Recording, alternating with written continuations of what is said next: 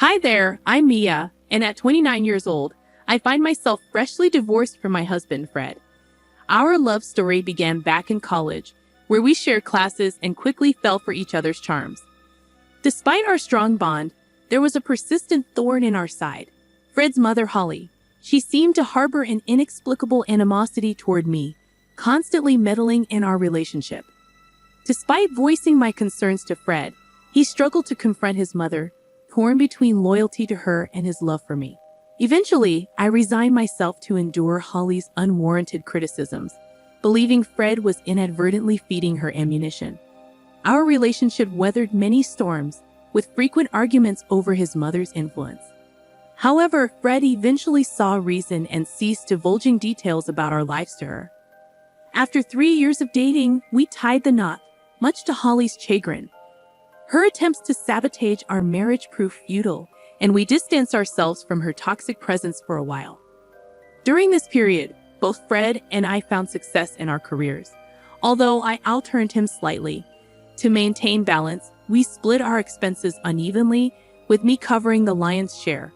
Yet, despite our marital happiness, I felt a void within me, a need to pursue something of my own. Drawing upon my knack for design, I delved into graphic design as a side venture.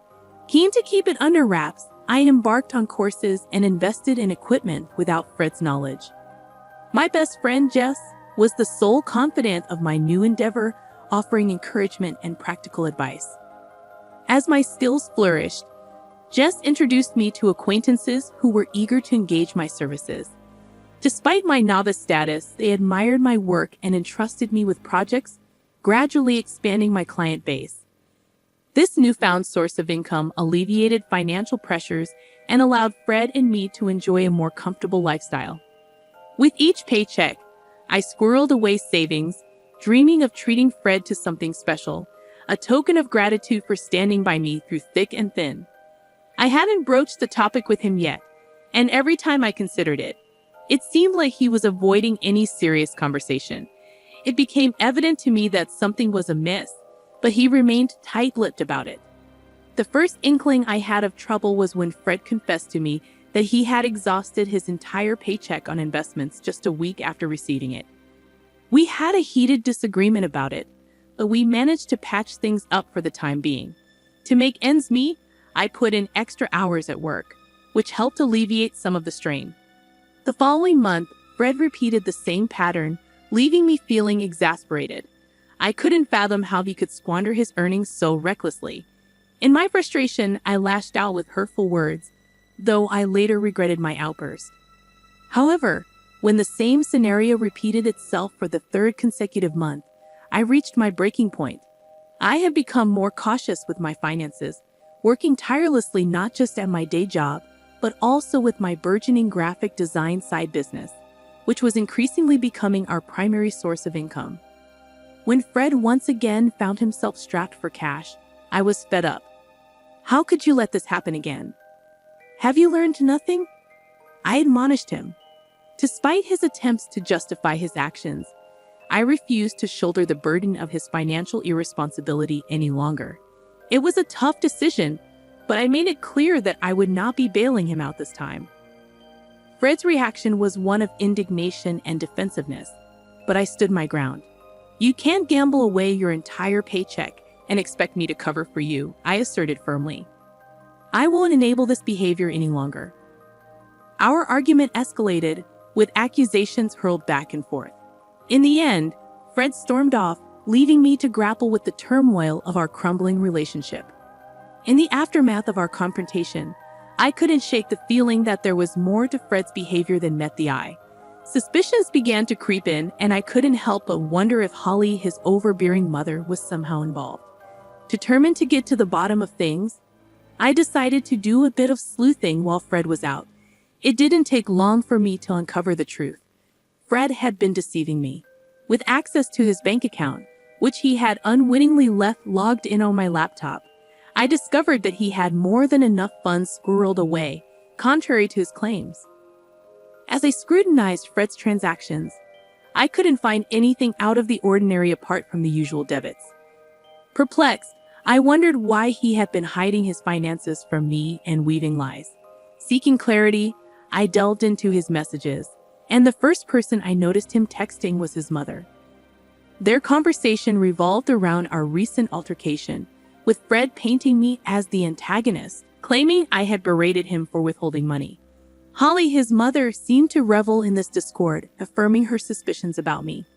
As I scrolled further, I unearthed a disturbing revelation.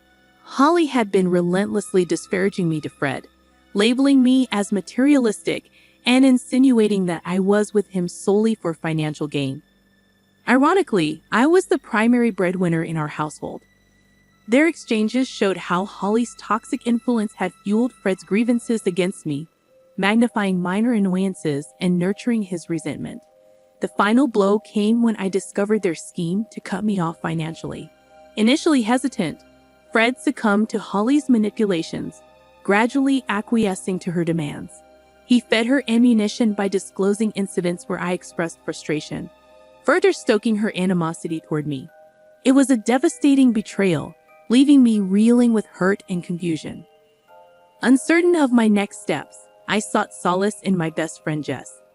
Nestled in her company, I shared the distressing truth I had uncovered, seeking her guidance in this tumultuous moment.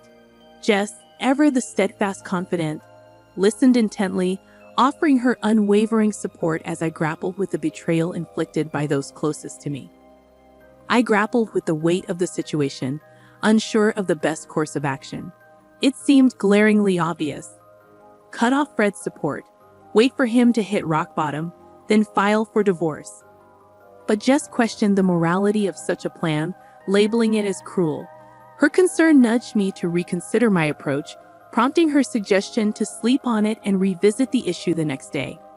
Exhausted both physically and emotionally, I welcomed the respite sleep promised. The following morning, with the luxury of a weekend ahead, Jess and I sought solace in the familiarity of a favorite movie, drifting off to sleep in each other's company. The tranquility of the day brought a sense of peace, a temporary reprieve from the turmoil brewing within. We indulged in simple pleasures, immersing ourselves in movies, culinary delights, and each other's company. Despite the nagging thoughts of the previous day's revelations, I made a conscious effort to set them aside, prioritizing the much-needed respite. However, our reprieve was short-lived when Holly's call shattered the tranquility. Reluctantly, I answered, greeted by accusations and hostility. Holly's unwarranted accusations only served to exacerbate the tension, but Jess's encouragement urged me to maintain composure. In the midst of Holly's tirade, an unexpected proposal emerged, a 50-50 split of everything between Fred and me. It was a proposition tinged with skepticism, a test of my commitment to the marriage. Despite the audacity of her demand, I agreed, willing to entertain any possibility of salvaging what remained of our relationship. With tentative acceptance, plans were set in motion, culminating in a meeting scheduled for Tuesday to formalize the arrangement. Though uncertainty lingered, I resolved to confront the challenge head-on, armed with newfound determination to navigate the tumultuous waters ahead. I was stunned by the turn my marriage had taken, torn between disbelief and seething anger. How dare Holly brand me a gold digger, and how could Fred stand by and allow such an accusation? I had stood by him through thick and thin, supporting his endeavors even when they led to losses. I'd covered for him when he lied, shouldered the burden of our shared responsibilities, all while concealing my own side hustle, waiting for the right moment to reveal it to him. Sharing the details with Jess, her smile hinted at the brilliance of Holly's scheme. Splitting everything evenly would leave Fred with little to fall back on, given his lack of awareness about my additional income. I had hoped to surprise him with a lavish gift once my side venture gained traction, but now I was grateful to have it as a safety net. Tuesday arrived swiftly, and Jess accompanied me as support. Arriving home, we found Holly, Fred, and a lawyer already there, finalizing the contract. Ignoring Fred's silent plea for privacy, I approached Holly, demanding to review the terms. As expected, the agreement mandated equal division of assets, with a clause prohibiting financial assistance between us. Reluctantly, I signed, knowing it would leave Fred scrambling financially. Predictably, problems ensued. Initially, we exchanged only terse words, our rift too deep to bridge. Yet living under the same roof necessitated some communication. Fred attempted to breach the divide, but I remained aloof, resentful of his complacency. Eventually, tired of his persistent attempts, I relented. "Will you please just talk to me? We can't keep going on like this," Fred pleaded. His admission of missing our connection stung, juxtaposed against his willingness to sign away our financial unity. "What do you want me to say, Fred?" I retorted, my frustration palpable. "Is that why you agreed to sever our finances completely?" Fred's silence spoke volumes, laying bare the chasm between us. As we stood at the precipice of our shattered marriage, I grappled with the weight of our choices, uncertain if reconciliation was even possible. "I just needed to know where your loyalty lies, Mia. Despite all the issues caused by your mother, you still choose to side with her. Is this truly what you believe is best for us?" "Please, Fred, don't speak ill of my mother like that. And what wealth do you possess that you're so concerned about? I don't understand. I'm simply trying to make things right between us. Can we not lash out at each other? There will be no reconciliation until that contract is null and void. It's only been 2 weeks since we signed it, and I've seen no evidence to suggest you're not here for the money. If you're struggling financially, just let me know. I'm willing to help. Wouldn't that be a breach of the contract? I won't risk violating it. Why are you making this so difficult? Can't we just be civil?" I could see Fred grappling with conflicting influences, your mother's and his own. The Fred I married wouldn't have succumbed to such manipulation. That month, I diligently paid off our major debts, leaving Fred in a bind. With my share settled, I had more disposable income. Jess and I indulged in lavish outings, while Fred always had an excuse for his financial constraints. My graphic design side gig thrived, leading me to consider quitting my day job. Meanwhile, Fred struggled, his portion of the pantry often bare. While part of me empathized, I reminded myself he brought this upon himself. Holly's unexpected visit left me uneasy. Accusing me of stealing from Fred, she threatened to involve the police. Confused and defensive, I demanded an explanation. "You're accusing me of seeking revenge on Fred because I don't like the contract he made us sign. Please, your son has been struggling all month, but it's not because I've stolen his money to fund my outings to fancy places. He has no money to steal, and you know it. And let's not forget who actually coerced us into signing that contract in the first place. You forced it upon us, and now your son is paying the price. Liar. I'm calling the police right now." "Go ahead. I haven't taken a single cent from your son." "Then how do you have so much money? Your job doesn't pay that much more than Fred's, and he's told me you've cut back your hours." "I have another business on the side, a graphic design venture that I plan to surprise Fred with. But thanks to your meddling, that plan went down the drain. I was even going to use the money to buy you a car." "How much do you make from it?" "More than you think, you see. I didn't lie. I was trying to do something good, and then you ruined it.